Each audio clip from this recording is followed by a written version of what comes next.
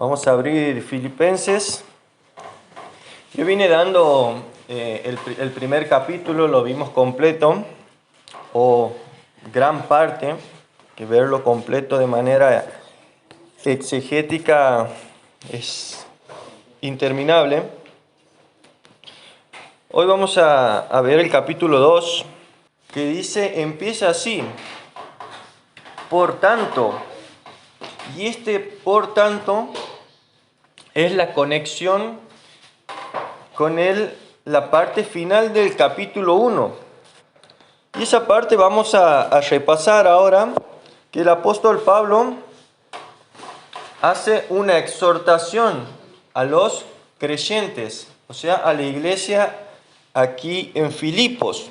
Nosotros vamos a ver que el capítulo 1, el apóstol Pablo puso un énfasis en la gratitud, en el amor que él tenía hacia los creyentes filipenses, y después va a hablar de la convicción y sacrificio que debe tener cada creyente y la iglesia en sí. Y en la parte final nosotros vamos a ver desde el capítulo 1, versículo 27 al 30, que Pablo hace una exhortación. Me gustaría decir pequeña, pero no es nada pequeña lo que el apóstol Pablo le está escribiendo aquí a los creyentes, en base a los problemas que la iglesia tenía. Y el apóstol Pablo escribe así: solamente que os comportéis como es digno del Evangelio de Cristo, para que sea que vaya a veros o que esté ausente, oiga de vosotros que estáis firmes en un mismo espíritu, combatiendo unánimes por la fe del Evangelio, y en nada intimidados por los que se oponen, que para ellos ciertamente es indicio de perdición, mas para vosotros de salvación, y esto de Dios. Porque a vosotros os es concedido a causa de Cristo no solo que creáis en Él, sino también que padezcáis por Él, teniendo el mismo conflicto que habéis visto en mí y ahora oís que hay en mí. El apóstol Pablo hace un llamado primeramente que dice solamente os comportéis. Está haciendo un énfasis en un cambio de hábito, en un cambio de mente. Y esto es exclusivamente y particularmente a los creyentes. ¿Por qué? Porque el creyente, como dice la Biblia y como dijo el apóstol Pablo, somos nuevas criaturas, nacidos espiritualmente en el momento de aceptar la salvación por fe.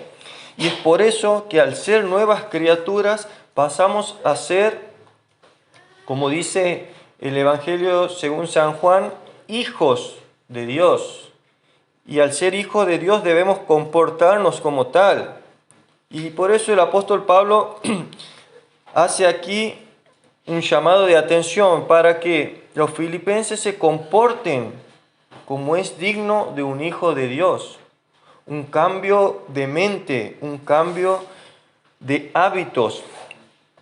Y nosotros vamos a ver que el apóstol Pablo escribe en Romanos 12, hermanos, ruego por la misericordia de Dios que comportéis como es digno del Evangelio. Lo voy a leer para no parafrasearlo. Romanos capítulo 12, el verso 2 dice, no os conforméis a este siglo, sino transformaos por medio de la renovación de vuestro entendimiento, para que comprobéis cuál sea la buena voluntad de Dios, agradable y perfecta. Un comportamiento digno,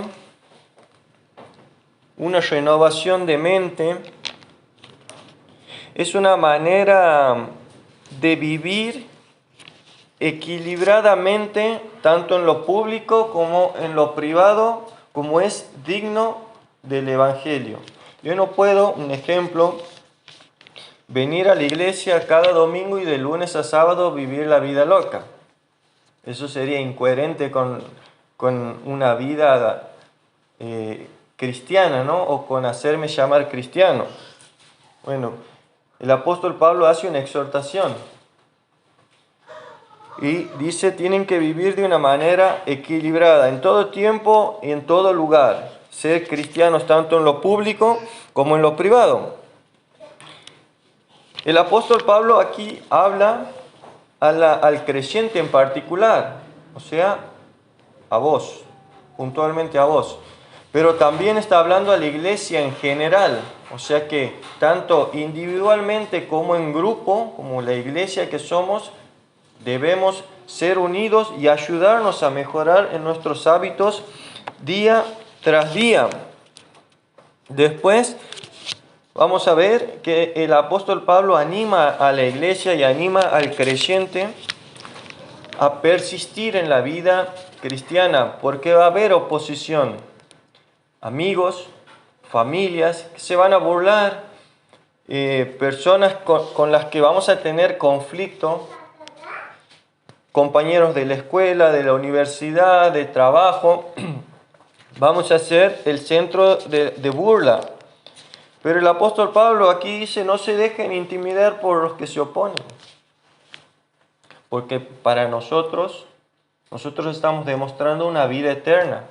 Lo que ellos consideran que es una pérdida de tiempo o perdición, como dice aquí, nosotros lo estamos viviendo de una manera digna al Evangelio y demostrando que somos hijos de Dios, una nueva criatura.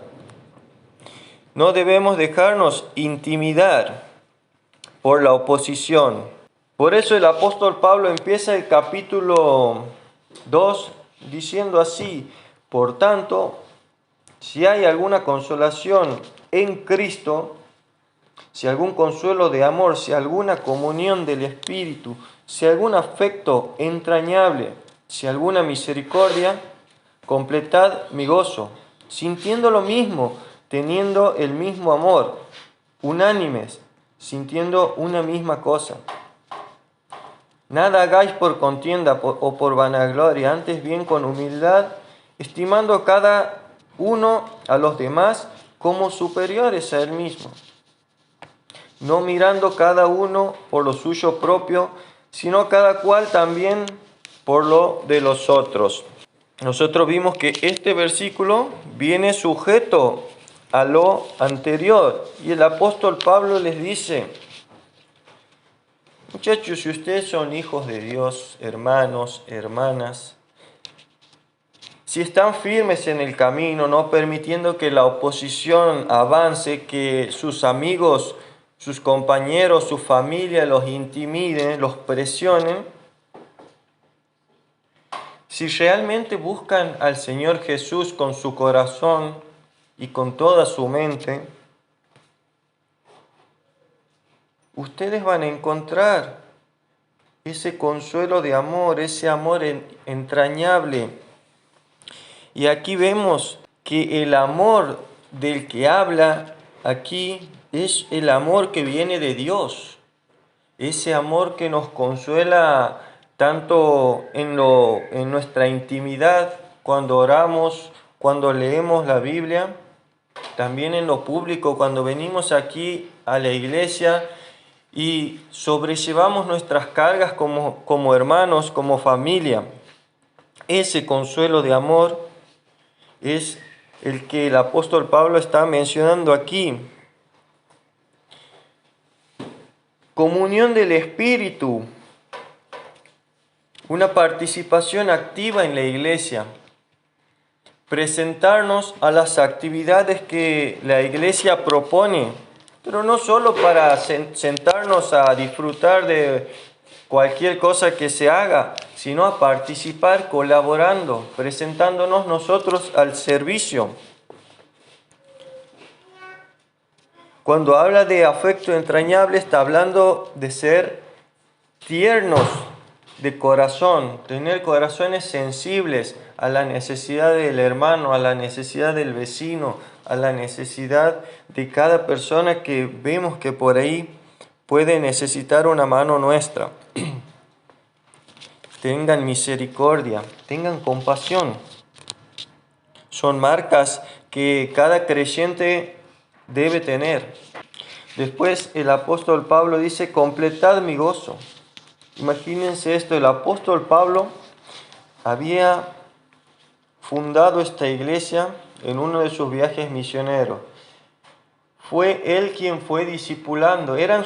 Los filipenses eran sus hijos espirituales. El apóstol Pablo tenía un corazón alegre por ver que sus hijos espirituales estaban creciendo y permanecían. Y no solo eso, sino que Pablo, estando en la cárcel, ellos se preocupaban por él. Le escribían cartas, le mandaban lo que él necesitaba. Y el apóstol Pablo le dice, completen mi gozo. O sea, Pablo tenía un cierto nivel de gozo. Y el apóstol Pablo le dice, complétenlo. No falta nada. Y aquí él les iba enumerando de qué manera podían completar el gozo. Y dice,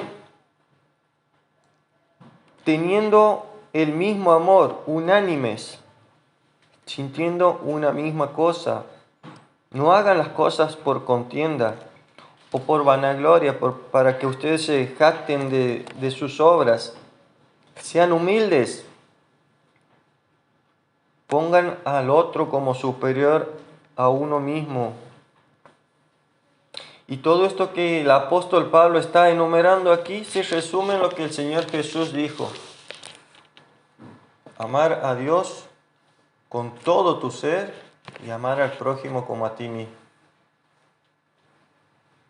Fíjense cómo todo esto que el apóstol Pablo enumera aquí para que ellos completen su gozo, el Señor Jesús los resumió en esos dos grandes mandamientos. Amen a Dios por sobre todas las cosas y ama a tu prójimo como a ti mismo. No mirando cada uno lo suyo propio. Y aquí vamos a ver algunos versículos, porque el apóstol Pablo de inmediato les hace la exhortación a vivir una vida como la de Jesús, una vida de servicio al prójimo. El Señor Jesús mismo dijo, yo no he venido a ser servido, yo he venido a servirles. Lo pueden ver en Marcos 10:45. Lo pueden ver en Juan 13, cuando él mismo lavó los pies a sus discípulos. Y también podemos verlo en Marcos 9, cuando él vio a la multitud de personas. Dice, sintió compasión de ellos porque los vio como ovejas que no tienen pastor. Muchas veces nosotros, o alguna vez nosotros estuvimos en esa condición, sin rumbo, sin dirección, sin esperanza. Eso de no sentir que encajas en el lugar. ¿Quién soy? ¿Qué hago aquí? ¿A dónde iré? Las tres grandes preguntas existenciales que la filosofía no puede responder. Filosofía entre comillas, ¿no? Pero la Biblia las responde. ¿Quién soy? ¿De dónde vengo y a dónde voy? La Biblia responde eso. Y el Señor Jesús, cuando vio a esas personas sin rumbo, totalmente desorientadas, dice, tuvo compasión de ellos. Eso lo podemos ver en Mateo 9.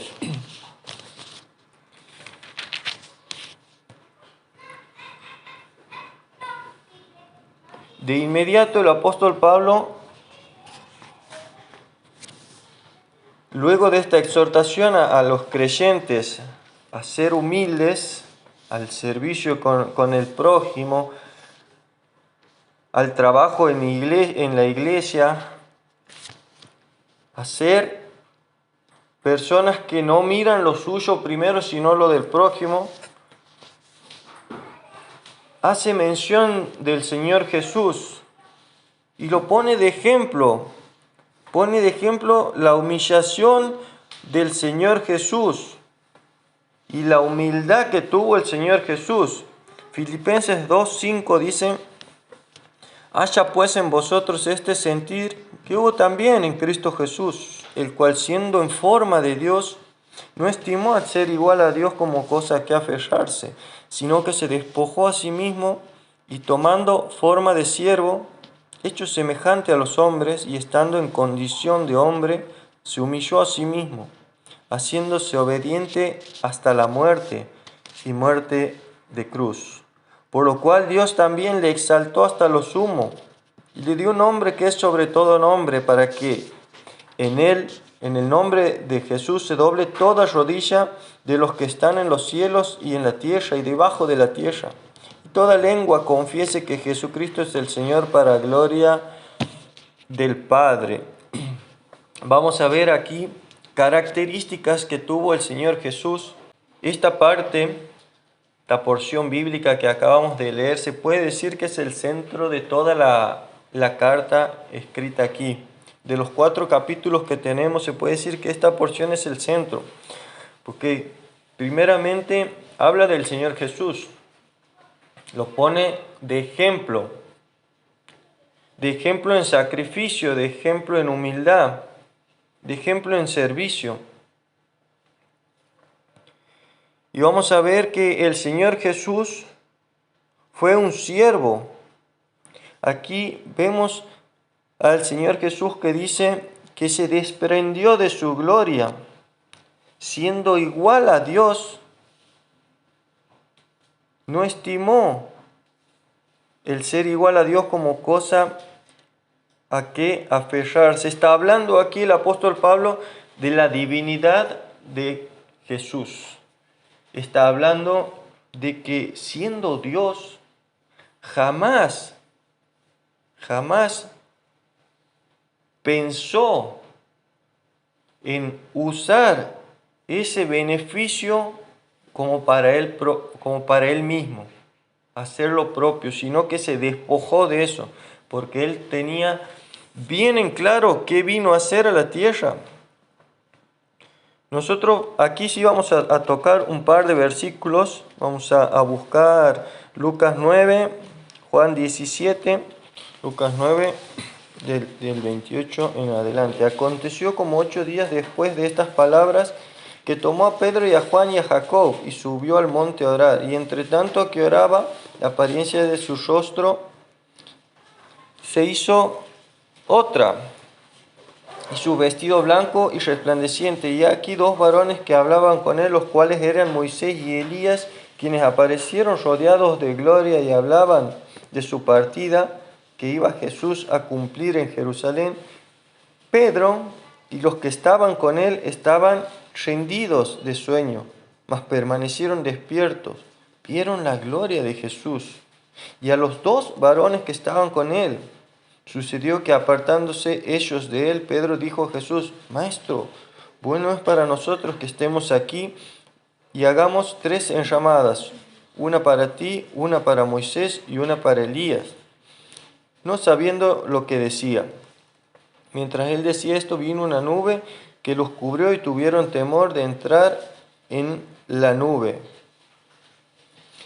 Y vino una voz desde la nube que decía: Este es mi Hijo amado, a él oíd. Vemos aquí la deidad del Señor Jesús y cómo Dios mismo dijo: Este es mi Hijo amado, a él oíd. Juan 17, 5. Ahora pues, Padre, glorifícame tú al lado tuyo, con aquella gloria que tuve contigo antes que el mundo fuese. El Señor Jesús está demostrando el ser Dios, la segunda persona de la Trinidad, Jesús Dios. Y dice aquí clarito: con aquella gloria que tuve contigo antes que el mundo fuese. Antes de la creación, Jesús estaba ahí con el Padre. Y vamos a ver en Juan 13 que el Señor Jesús le lava los pies a los discípulos, poniéndose Él de ejemplo. Y dice: lo que yo hago tú no lo comprendes ahora, mas lo entenderás después. Y vemos aquí que el Señor Jesús, teniendo esta charla con Pedro, muestra que vemos en estos pasajes que Él era Dios. Y podemos recopilar cientos de pasajes para demostrar que Jesús era Dios.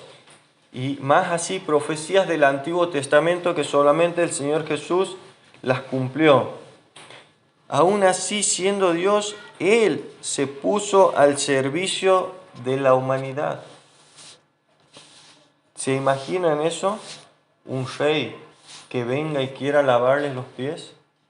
Un rey que venga y quiera servirles.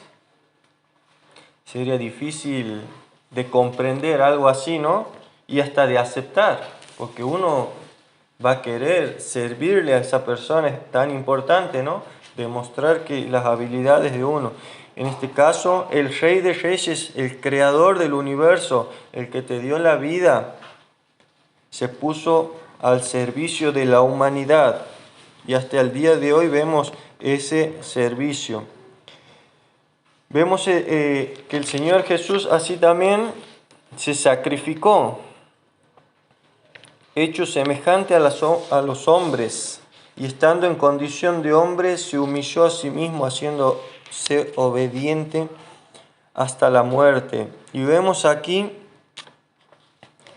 una obediencia total, una ofrenda de amor que Jesús hace. Y vamos a ver en Juan 10:17.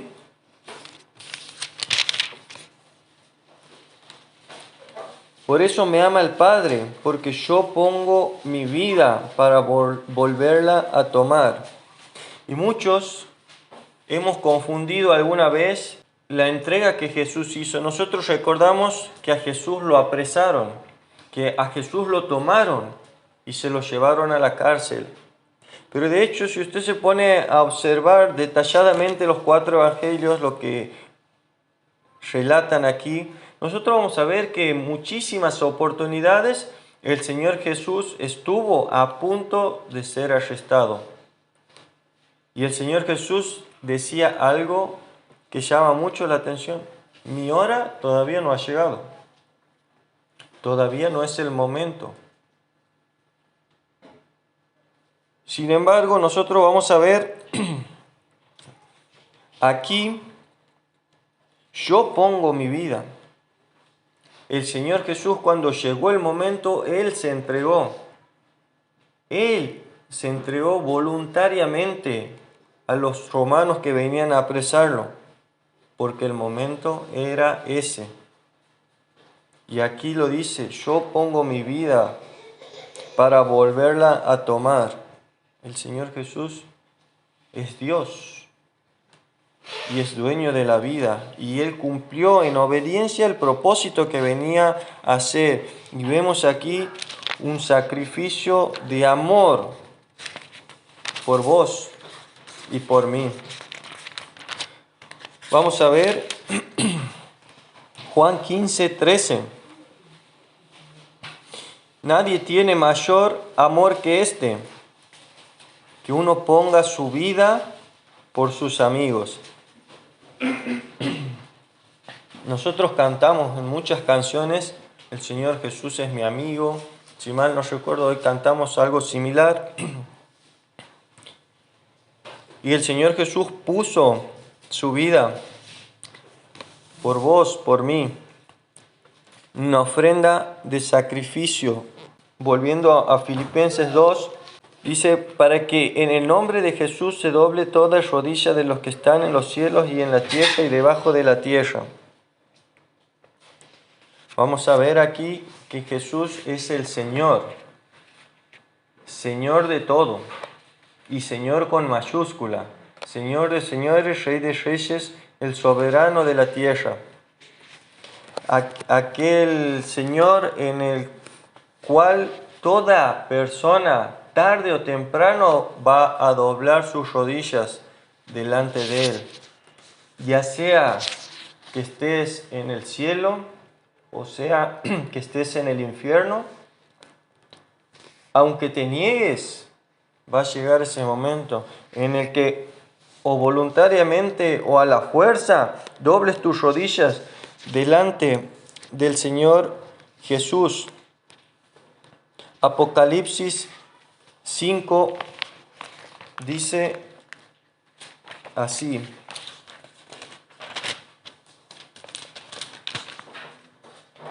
Verso 11, Apocalipsis 5:11 dice: Y miré y oí la voz de muchos ángeles alrededor del trono, y de los seres vivientes, y de los ancianos.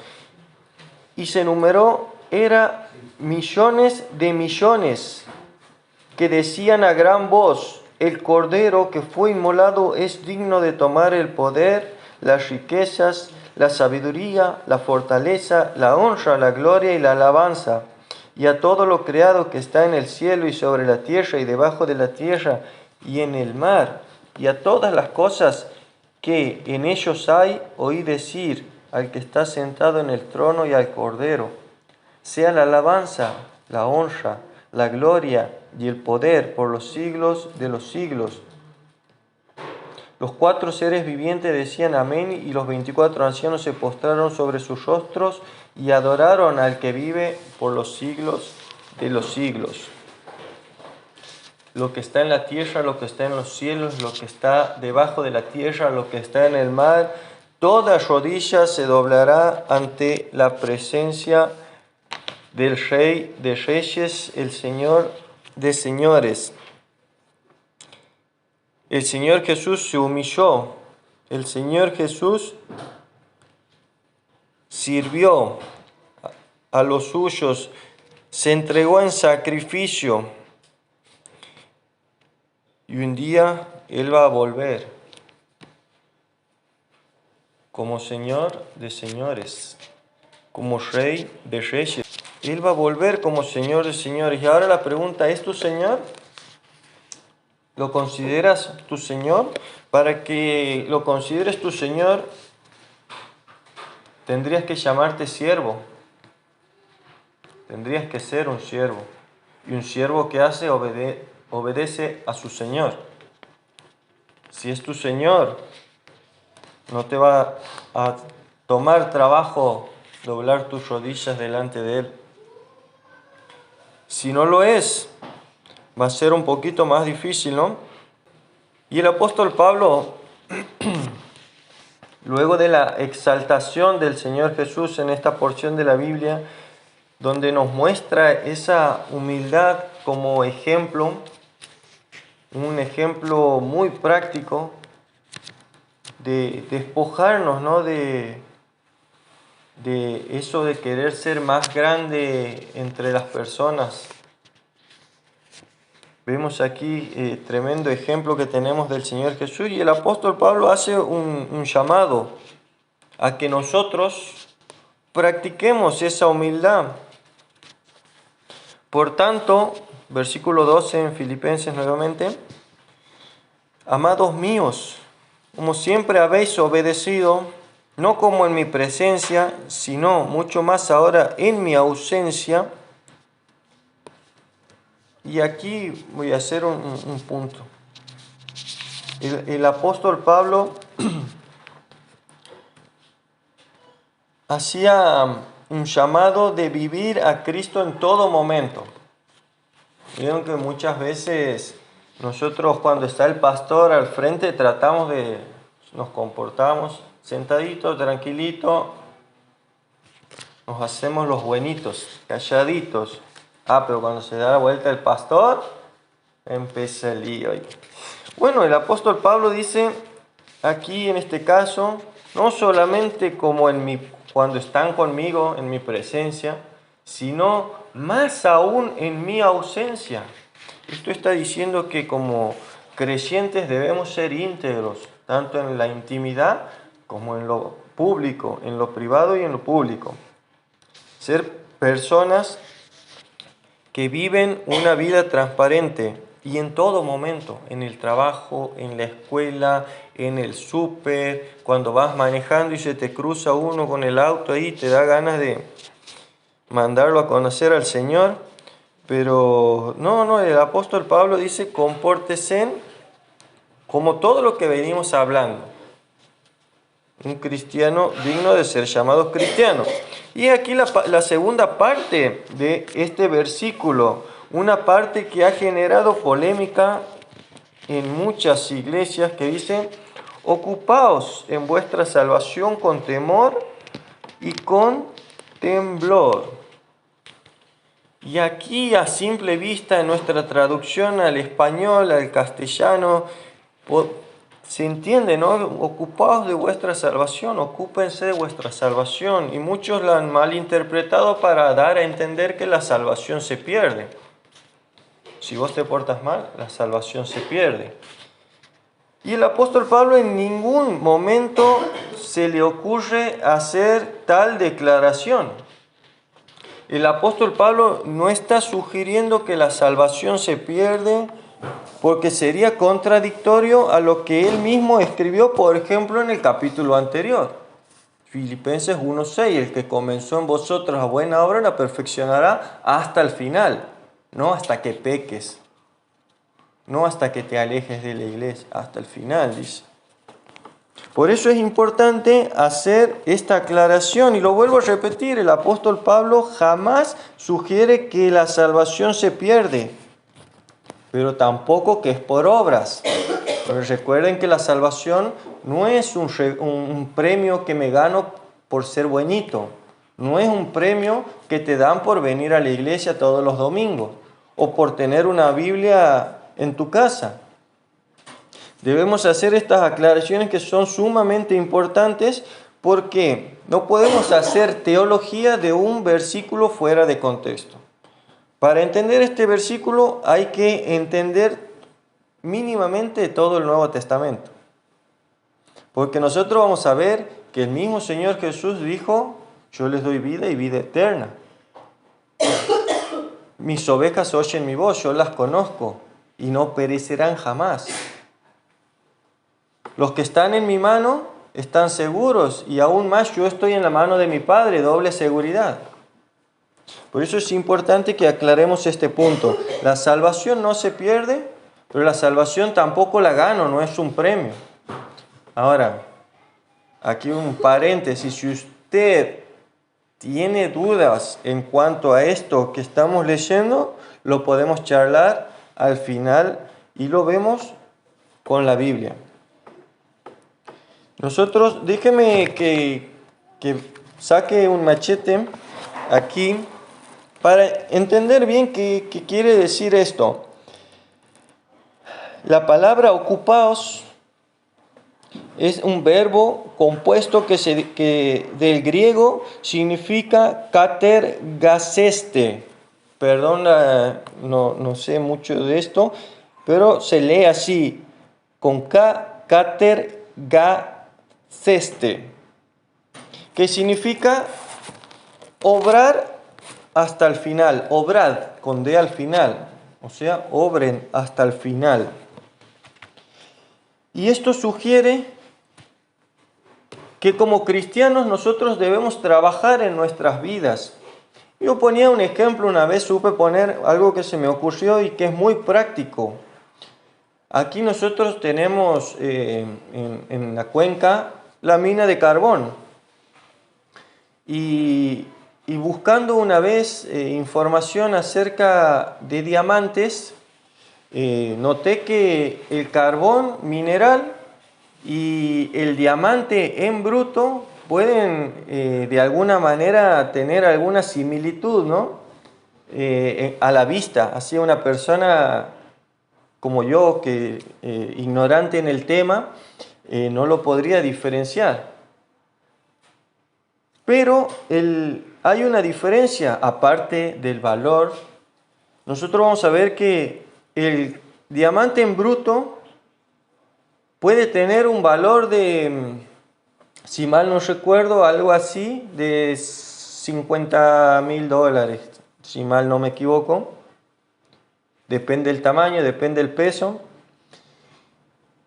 Y el diamante finamente terminado puede ser un valor 100 veces más.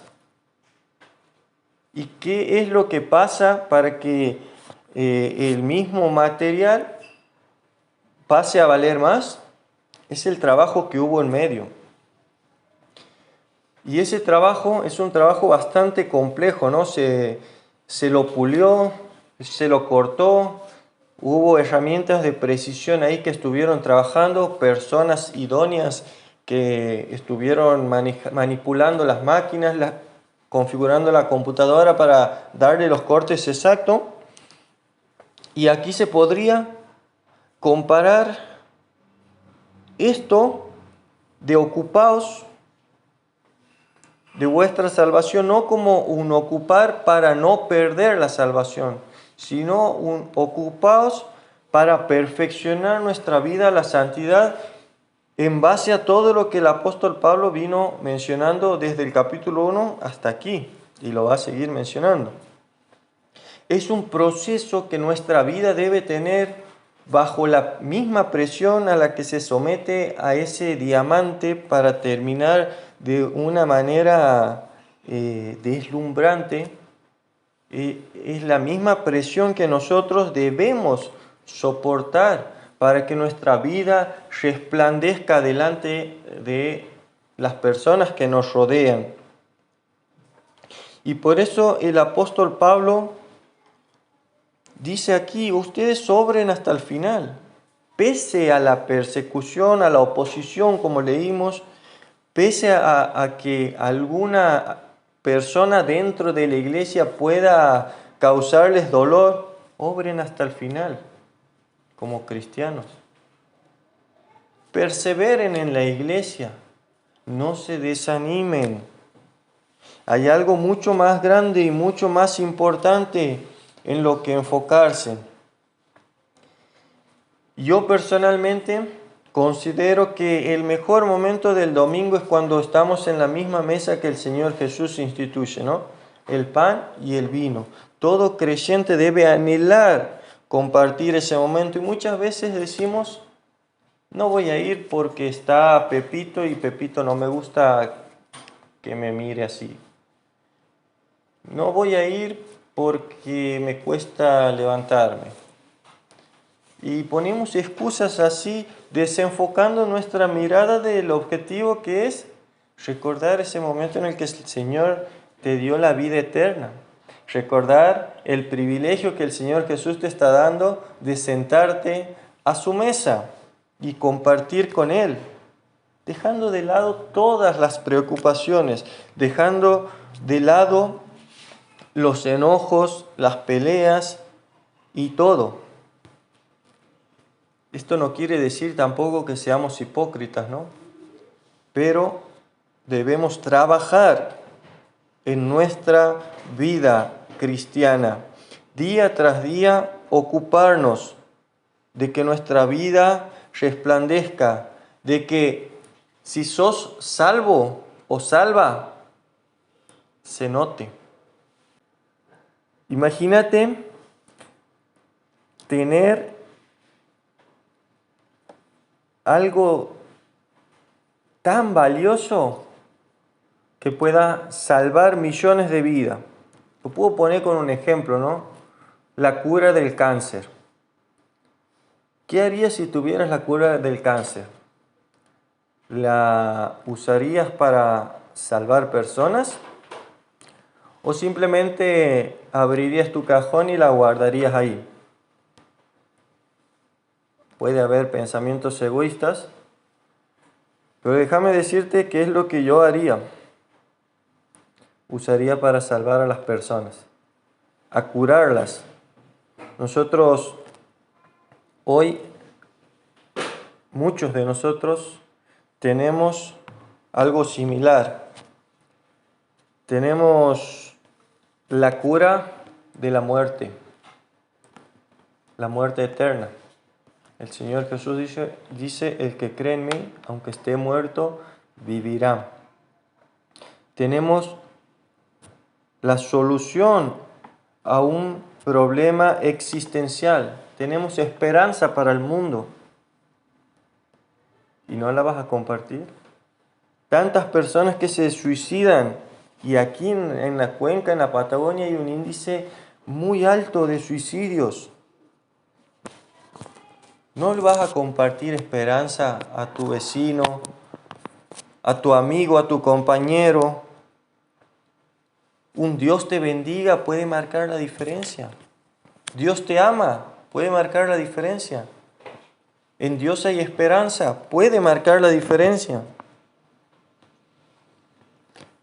Como cristianos debemos resplandecer, trabajar día tras día en poder demostrar con nuestra conducta que somos cristianos.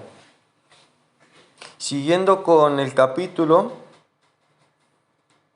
dice, Dios es el que en vosotros produce así el querer como el hacer por su buena voluntad.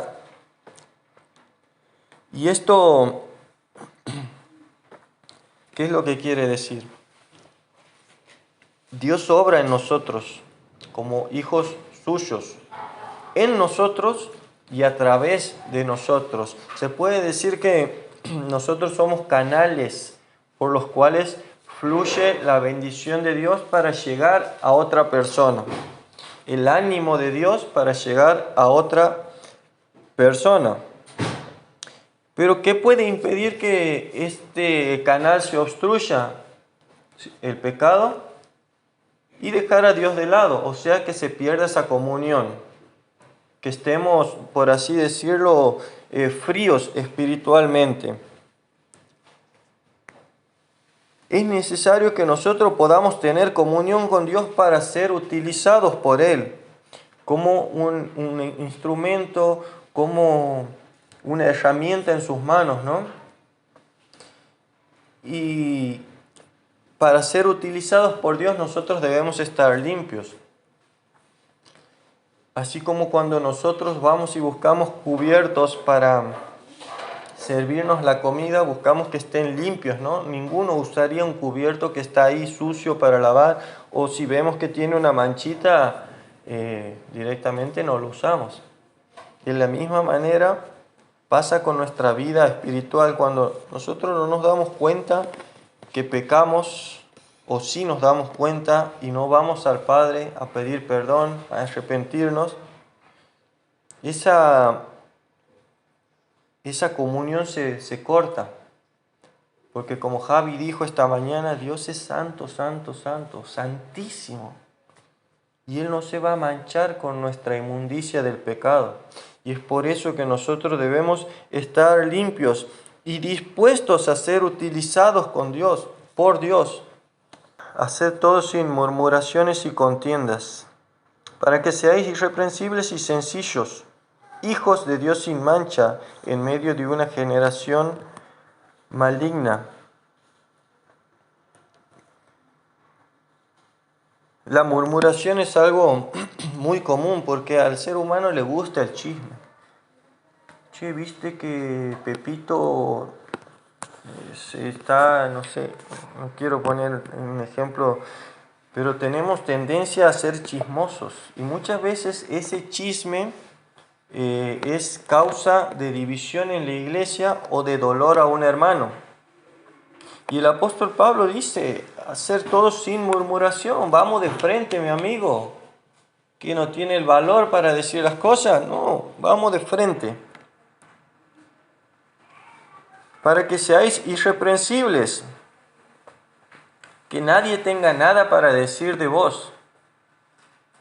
En tu casa tienes que ser irreprensible. El otro día tuvimos la visita de Alfredo Mordillo, tremenda bendición, la verdad que ha sido de mucho provecho, al menos para mí, su presencia aquí, compartiendo la palabra y todo.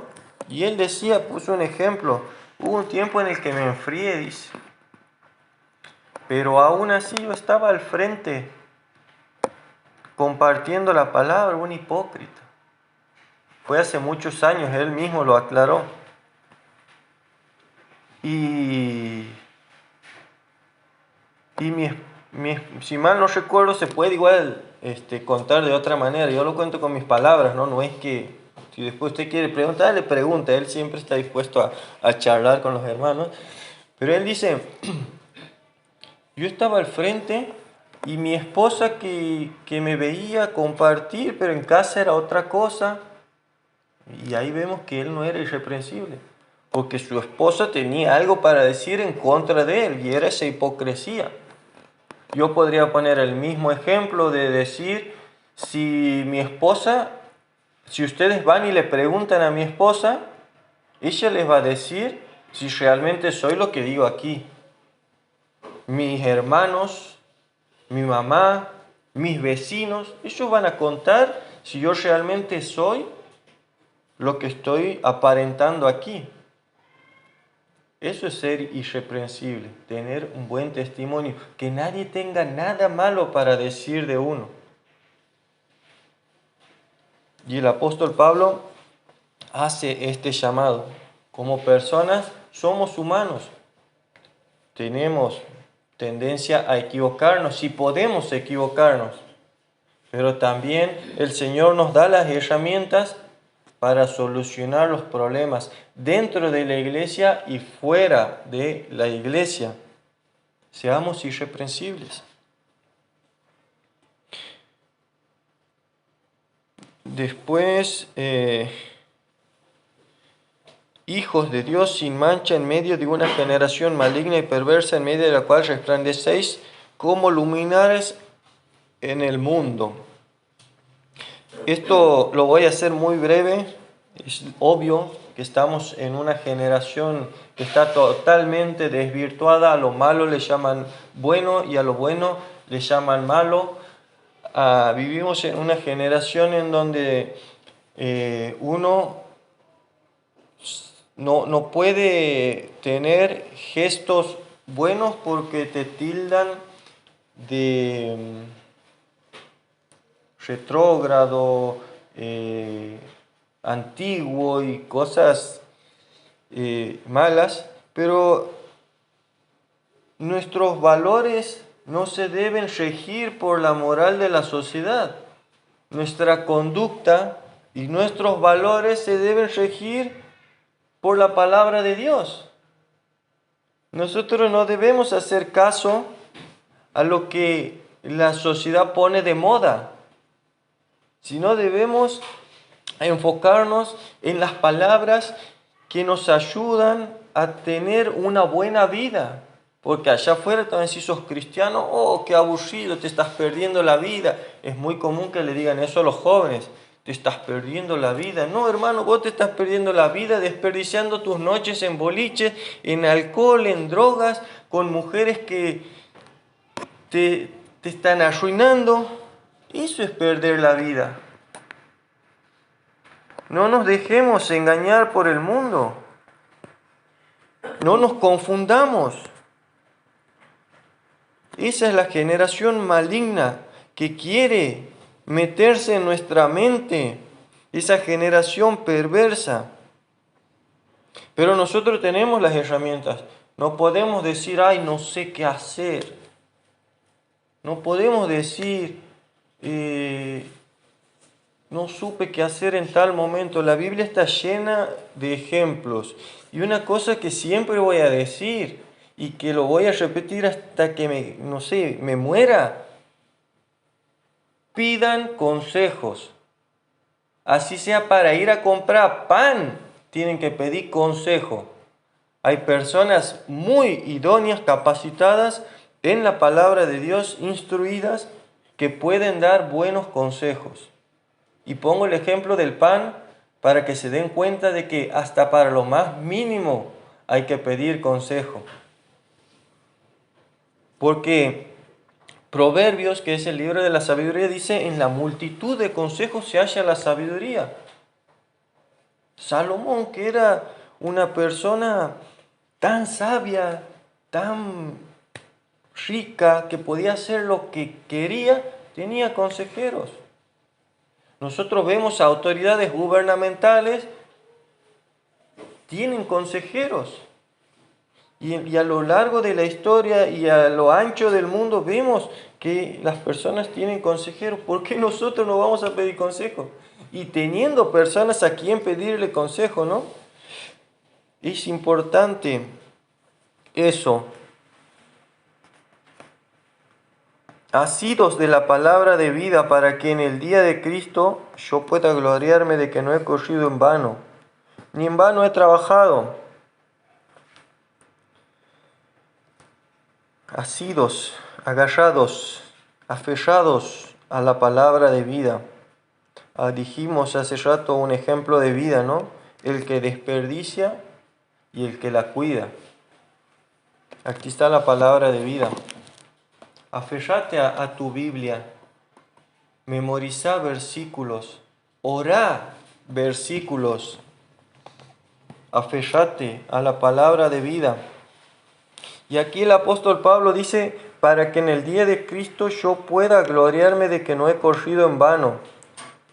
Y el apóstol Pablo estaba tan orgulloso de sus hijos espirituales que él sabía que delante del Señor Jesús, el día que le toque estar al apóstol Pablo, iba a poder gloriarse de sus hijos espirituales. ¿Y quién no querría, no decir, estar orgulloso? Mira, ellos son mis discípulos, son mis hijos espirituales, mira, y ver que hicieron bien las cosas, ¿no? Y bueno, como dice aquí, y ni en vano he trabajado. Muchas veces nos va a pasar de trabajar en vano. O quizá no, nosotros pensamos, tenemos nuestra mente limitada, pero nosotros tenemos que esforzarnos de igual manera. Aunque no veamos frutos, debemos estar ahí esforzándonos. Y aunque sea derramado en libación sobre el sacrificio y servicio de vuestra fe, me gozo y regocijo con todos vosotros. Y asimismo, gozaos y regocijaos también vosotros conmigo. Y aquí menciono unas palabras, libación, sacrificio, servicio. ¿Qué quiere decir esto? Bueno, la libación tiene que ver con el Antiguo Testamento. Era un vino que se echaba sobre la ofrenda, que estaba, la ofrenda del Señor era sobre el fuego, y cuando se echaba ese vino, esa libación, se evaporaba y subía un vaporcito, ¿no? Eso es lo que muchas veces nosotros vamos a leer como un olor fragante delante de la presencia del Señor, porque estaba en el altar del sacrificio. Eso es lo que quiere decir libación, que aunque él estaba hablando del sacrificio de su muerte, porque estaba condenado, el apóstol Pablo estaba ahí con amenazas de muerte y todo, él pensaba que ya estaba ahí. Y después dice, y sobre el sacrificio. Cuando dice aquí el sacrificio, él está hablando de, como dice Romanos 12, el sacrificio vivo. O sea, de poner tu cuerpo en sacrificio vivo, en servicio por las personas, por la iglesia. No está hablando de un sacrificio de ir a matarse, sino de lo que cuesta la vida cristiana. Por ejemplo, levantarse. Hoy nos juntamos a las 11, pero hubo tiempos, y ya van a volver esos tiempos, en que nos juntábamos a las 10 y nos teníamos que levantar antes. Es un sacrificio. Y en invierno ni te cuento. Pero es un sacrificio. Cuesta horrores. Y ese sacrificio habla el apóstol Pablo en este caso. El sacrificio de que te va a costar seguir al Señor. Pero aún así debes hacerlo. Y después habla el servicio de vuestra fe. Estar activos, despiertos, activos en la iglesia. ¿Qué falta? ¿Qué hay que hacer? Ustedes ven la iglesia limpita así todos los domingos. Y es un servicio que lo hace, hasta donde yo sé, una sola persona. Javi y Yami, bueno, son dos, uno del Señor. Y por ahí de vez en cuando hay hermanos que ayudan, que colaboran en Emma estuvo el fin de semana limpiando con Julián el patio y es un sacrificio que ellos dejan de lado sus cosas para estar al servicio de la iglesia, al servicio de vuestra fe. Y me gozo y regocijo con todos vosotros. Y asimismo, gozaos y regocijaos vosotros también conmigo. Y aquí un ejemplo, y hasta aquí no vamos a seguir. Uno piensa que, por ejemplo, la limpieza de la iglesia, ¿para qué voy a ir a limpiar la iglesia? Sí. Bueno, aquí un ejemplo, lo disfrutamos todos, porque a nosotros nos gusta estar en un lugar limpio, calentito, cómodos. Es para todos, para todo el beneficio de toda la iglesia, para que todos podamos gozarnos. ¿Y para qué? Si invitas a una persona, se sienta cómoda. No que esté pateando papelitos en el piso o que tenga que estar limpiando el donde se va a sentar. Y todos nos gozamos cuando nos ayudamos entre todos, dejando de lado, como decía el versículo anteriormente, cada uno lo suyo propio, dejando de lado el egoísmo que tenemos tan arraigado en el corazón. Y ahora, habiendo escuchado la palabra de Dios, porque hemos leído muchos versículos, yo siempre recomiendo que anoten para que en el momento que estemos leyendo y mientras buscamos ahí nos desconcentramos y no escuchamos, siempre es bueno anotar y después uno lo puede repasar en la casa. Pero aquí vamos a ver algo muy, muy importante. Yo dije al principio que bueno, es la mejor decisión del día que tomaron de venir aquí. ¿Por qué? Porque hoy de aquí yo les aseguro que se van a ir distintos. Yo les aseguro. ¿Por qué? Hablamos de esperanza, hablamos también de desesperanza. Hebreos 9:27 dice que la muerte está establecida para todas las personas. Y después de la muerte, el juicio. Ese juicio es para toda la humanidad. Ese juicio sucede porque hubo infracción de ley. Esa infracción de ley se llama pecado. El pecado, como dice Romanos 3:23, nos destituye de la gloria de Dios, nos separa de la gloria de Dios, haciéndonos no solo culpables, sino también condenados. Dios demuestra que te ama. Yo le podría preguntar a uno a uno si sabes que Dios te ama. ¿Podrías demostrarme que Dios te ama? Y la mayoría no puede. Al menos los que no son de la fe no pueden. Porque empiezan a nombrar cosas que hasta las malas personas tienen. Salud. Hoy me desperté, dice, tengo un plato de comida, tengo un techo. Eso tiene hasta Hitler, tenía más que nosotros. Y él no era bueno. Por eso, la respuesta es una sola y precisa. Dios demuestra que te ama enviando a alguien a salvarte de la condenación eterna. Ese es el mayor milagro que Dios puede hacer en tu vida, darte la vida eterna, darte esperanza. Después de la muerte hay vida eterna y hay condenación eterna. Ahora, Dios ofrece ese regalo, como lo mencionamos, a todas las personas, porque de tal manera amó Dios al mundo que ha dado su Hijo unigénito, para que todo aquel que en Él cree no se pierda y tenga vida eterna. No envió Dios a su Hijo a condenar el mundo, sino para que el mundo sea salvo por Él. Y aquí vemos el amor de Dios. Dios te ama y te lo demuestra enviándote un regalo. Un regalo para que no vayas al infierno. Es tu ticket de entrada al cielo. Y es bueno aclarar que es un regalo, porque como cualquier persona te hace un regalo, está en vos extender tu mano y aceptarlo, o simplemente decir gracias, paso. No me gusta el helado de cereza, por darles un ejemplo. Hay muchas personas que rechazan la salvación, quizás por no entenderla o quizás porque simplemente rechazan. La pregunta es, vos estás aquí hoy y por eso te digo que te vas a ir distinto de aquí, porque te vas a ir sabiendo que hay algo que te condena a una eternidad de Dios en un lugar que se llama infierno. Esa es la mala noticia.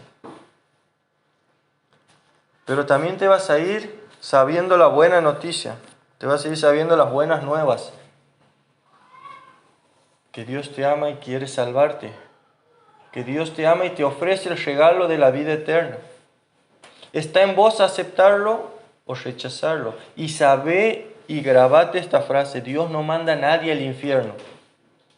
A nadie, absolutamente a nadie. Es cada persona la que automáticamente se condena al rechazar el regalo que Dios ofrece. Dios hizo justicia de tu pecado y de mi pecado en la obra del Señor Jesús. Jesús vino a pagar el precio de nuestros pecados, de los pecados del pasado, del presente, incluso los del futuro. Por eso, todos los pecados. El desafío te lo dejo ahí. ¿Qué vas a hacer?